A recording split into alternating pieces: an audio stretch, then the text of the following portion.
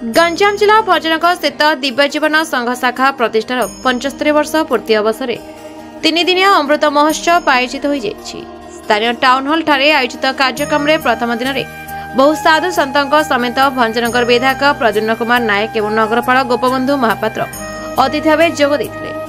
दिन तमाम आयोजित कार्यक्रम अपराह स्वामी शिव चिदानंद सरस्वती जोगदे आध्यात्मिक चेतना एवं जोग ध्यान बल मनुष्य जीवन मुक्ति संक्रांत वक्तव्य प्रदान करते।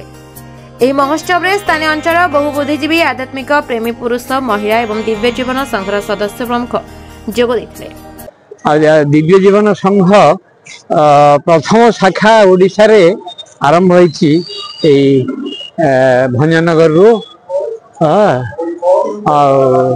75 ବର୍ଷ ପୂର୍ତ୍ତି ହେଇଛି। ସମଗ୍ର ଓଡ଼ିଶାରେ 300ରୁ ଅଧିକ ଦିବ୍ୟ ଜୀବନ ସଂଘ ଶାଖା ଅଛି। गुरुदेव स्वामी शिवानंद महाराज 1936 दिव्य जीवन संघ ऋषिकेश आरंभ करथिले। यार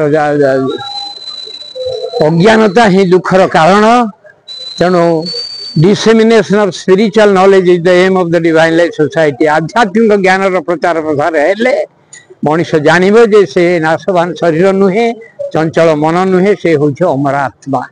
से आत्मज्ञान उदय हेले विश्व शांति, विश्व भ्रातृत्व, सत्ययुग आसीब। धन्यवाद। गंजाम जिला भंजनगर अमर कुमार बेहरा रिपोर्ट, संपर्क टीवी ओडिशा।